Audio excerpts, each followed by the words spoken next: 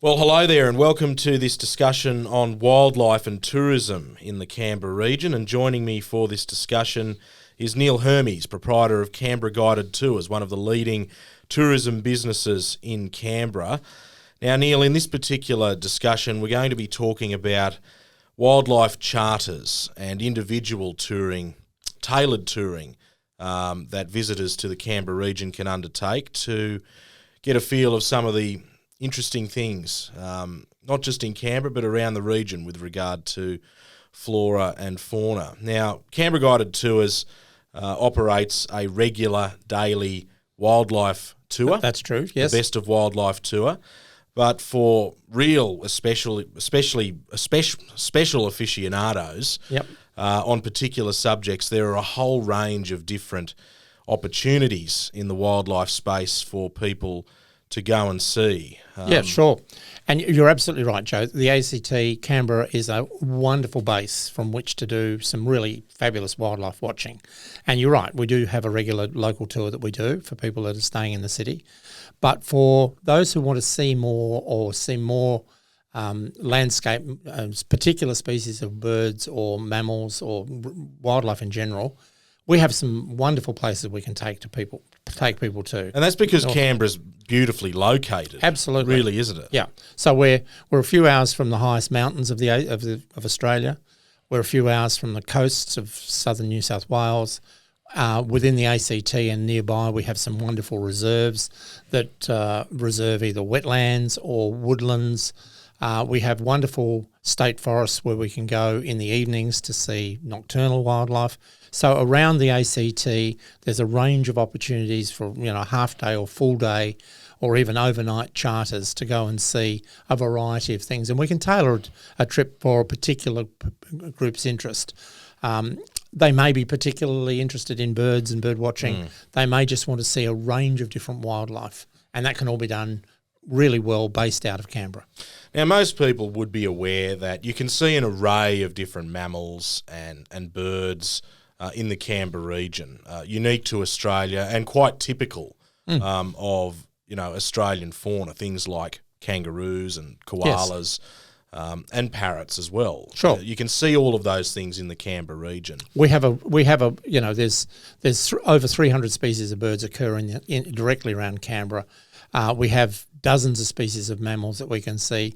If we go out on a nighttime spotlighting tour, we can see species like gliders. We can see species like the possums. We can see species, night birds like the tawny frogmouths and the powerful owls, those sorts of species. But we can also see those sort of unique things that people have seen on TV or seen an image of. I remember a year or so ago, a family wanted to see an Australian kangaroo hopping along an Australian beach. It's a picture they'd seen in some movie or whatever. And we can do that from Canberra. We can take people down to the coast. It only takes a day down. We can actually go to a beach where there are kangaroos on the beach. People will have that experience if that's the experience they're looking for, and have them back in their hotel that evening. So it's really quite easy to do. So the point is that Canberra Guided Tours offers these specialist activities. That's right. Really, and the sky's the limit. As long as you can see different types of animals or birds in the region, there's a strong likelihood that you'll be able to take people to see them. So let's drill down on a few of those specific opportunities right now. Yep. Within the ACT, there's quite a unique place for people to go to see certain types of animals in Mulligans Flat. Tell us a bit about Mulligans Flat. Mulligans Flat is a wonderful area of woodland just to the north of the city. A number of species of mammals and birds that used to occur in the ACT district prior to European settlement and have become extinct since have been re-released into that area. Some of the small mammals, birds like the stone curlew. We can organise for people to go on tours in there, especially at night, where you can see the. There are stone curlews in there. Absolutely, I didn't know that. Yes, the local bird club was involved in actually reintroducing stone curlews to the Mulligans Flat woodland. So Mulligans is a fabulous place for nighttime observation of introduced mammals and birds, but also a whole range of dry country birds during the daytime as well. as well as grey kangaroos. So that's one of the destinations that can be on our schedule, if you like, on a charter tour. So for somebody who might be interested in smaller nocturnal mammals and some interesting types of birds, that would be a good tour? That would be fabulous. So what would you recommend in terms of a charter? Well, look, it really does depend on what. That's very close to the city, so you could travel there within 20 minutes and be back, after an hour or two there in the evenings. That would be easy. If you wanted to go a little further afield, there's some spectacular big wet forests that are an hour or so out of the city, where we're talking about forests that are 20 metres plus high, huge forests, where species like sugar gliders, greater gliders, ringtail possums, wombats, swamp wallabies are all very common. Again, we'd have to spotlight those in the evenings. So that would have to be an evening trip? That would have to be an evening trip, and that's be an hour or so out. I mean, we'd head out in the direction of to the east of the city, out through Queanbeyan and out to Captain's Flat, those sorts of areas out to the east of the city to see those species, or potentially up into the Prevedello Mountains and into New South Wales on the west of the city. Those sorts of experiences could be incorporated in a day trip, which also included a trip, say, to the coast. So again, you've got national parks like Monga National Park, which are verging on sort of really wet sclerophyll and rainforesty patches down towards the south coast. And then the coast itself, from Bateman's Bay up to Jervis Bay, some spectacular places to see wildlife. And they could be incorporated in a day trip out of Canberra, or even potentially a day trip coming out of Sydney to come to Canberra and then stay overnight in Canberra. So that's also a possibility. So just to explain the sort of service that you offer, a client could give you a call and say, look, I'm really interested in this type of animal. Mm-hmm. I don't know how or where I would see it. And you could tailor an itinerary based solely around that. Yep, we could, and depending on the species, we could be variable. We would give a variable guarantee about whether we would see it. That's right. So, if a person wanted to see a greater glider, well, I'm pretty sure we could put on a tour that would do that. If someone wants to see a wombat, we could probably more or less, find some wombats somewhere. And with wombats, for example, one of the places you would probably head would be up towards Kosciuszko. And Kosciuszko, of course, Kosciuszko National Park has Australia's highest mountain. That's only 2 hours south of Canberra. And that makes a great day trip out of Canberra in itself to go up to the mountains. Not just in a wildlife context. Not just in a wildlife context, because the landscapes are fabulous, and depending on the time of the year, you've either got snow or you've got wildflowers. You could see wild brumbies. And wombats are often more readily seen in that more open country than they are around the forested country in Canberra, for example. So heading south from the city down towards, from the AC down towards Cosy, heading north up towards Jervis Bay, heading east down to the coast, heading west up into the Brindabellas. All of these are places where there's a variety of wildlife. And of course, Joe, one of the things about wildlife is that if the more time you spend out looking, the more likely you are to see something. So if you said to me, look, I've got an hour, well, that's not going to work as well. But if we've got the day or half a day, and particularly if we've got an evening, more things are possible. And as I said, they can either be out of a hotel in the morning in Canberra, returning to the same hotel, or out of a hotel in Sydney, coming down the coast and coming into Canberra, or even out of Canberra and then heading towards Melbourne. Yeah. So there's a variety of charters that can be done which are wildlife focused that centre around Canberra. Yeah. So I mean, the sky's the limit as far as what you can create as far as an itinerary goes. It can be short or long. Maybe sky's not the limit. Sky being the limit is a little bit awkward for a biologist to cope with, but that's okay. But a tour could be as short as you want, or it could be as long as a day or even a couple of days. If you're really that keen, you can tailor itineraries. We could take people out for a couple of hours to see Jerrabomba wetlands because it's right in the middle of the city, and see some wetland species of birds. But something a little longer, half day or a full day, we can do more or different things. And sometimes people will ring up and say, look, I've got a day. I've heard that you can do various things. What would you suggest for me and my teenage children, or what would you suggest for my wife and I, where, a little less able to walk, or, but we would like to see some wildlife, and we're happy to travel a certain distance. So depending on the family or the couple or the group, as I said, we had this couple that said that they wanted to see kangaroos on a beach. So we took them, it was a day trip to do that, but we took them and showed them kangaroos on a beach. It is a real advantage that Canberra has, isn't it? That you've got such different environments really close to the ACT. So, as you've got the beach environment, the coastal environment. Very close to that, you've got the alpine environment as well. That's right. It's such a range, isn't it? It is. And look, I don't like to talk down any other area, but if you get on a vehicle in a city, in a big city, you might have to travel an hour just to get out of the city in other places, which means that's really cutting into your time to have an experience in a wildlife experience. Now, that might be okay to see a landscape or a building, but if you're wanting to see wildlife, to be able to get out of the city quickly and to be in woodlands and wetlands and forests quickly, it maximises your opportunity to see a range of things. That's what makes Canberra a great wildlife destination location for explorers. So for somebody who wants to see something a bit different, a bit more in depth, but doesn't really know what are the 3 or 4 experiences that you could easily incorporate into a charter that you could say, look, I recommend we do this for you? What are the 3 or 4 different things? Okay, you're putting me on the spot there. Yeah. I've got a day. I don't know who they are or what they want. Not necessarily in the one day, but okay. No, I think that's fair enough. In a day, I would probably I would endeavour to show them a range of wetlands around the city. Say, not making it too early a trip, perhaps setting out at 10 o'clock in the morning, seeing a number of the wildlife sort of high points around the city. I should probably also include the Australian Botanic Gardens in this conversation, because that's a fabulous place to see a lot of native birds close up, and also a lot of native reptiles. So in the Botanic Gardens on a warm day, you'll get lizards sitting out on rocks and things, various species of lizards that are quite common there.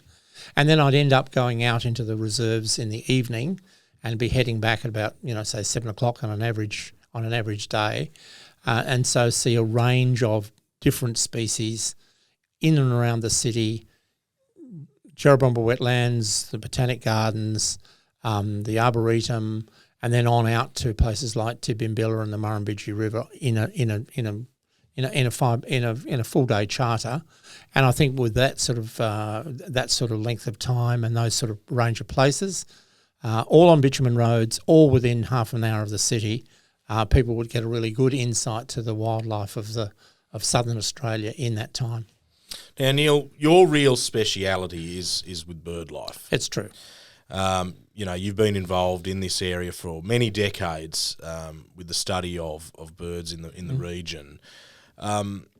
For specialist bird watchers, what can you offer in terms of a charter for them? Okay, so typically specialist bird watchers will want to see as many different species as they can in a day or in a couple of days, and we can put a tour on to do that. And again, it doesn't just have to be based in Canberra for the whole period.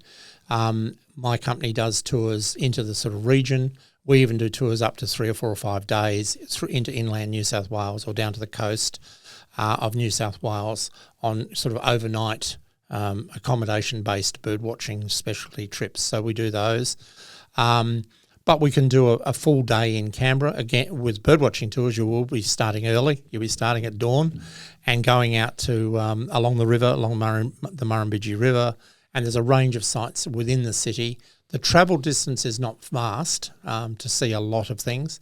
I've mentioned the Botanic Gardens before. That's a highlight for birds in the ACT. And we would endeavour to see, over 100 species in a day. So what are some of the species that you could see here? I hope this is a fair question. Species that you could see in this region that you may not be able to see anywhere else? Well, the ACT doesn't have any species of bird that's endemic to the ACT. And New South Wales only has one endemic bird species in the whole of New South Wales. Wow, okay. And Australia has 900 species of birds. So things that you cannot see elsewhere is not quite fair. Way to put it. The one in New South Wales is a bird that lives on sandstone only. So close to Canberra, you could see that species in a place like Bungonia Gorge, just outside of Goulburn. Well, let me rephrase. But what are the rare and more likely species? So there's a suite of as I think I've said before, we have I've written a book on the birds of the ACT, and in that book there's 320 species. Your average little garden plot in Canberra will see 100 or so over a period of time. The ones that people would find as highlights in sort of from southern Australia would be our wetter forest birds. Species like gangangs are pretty high on people's lists. Tawny frogmouths, pilot birds, lyrebirds, satin-bow birds are all pretty high on people's lists.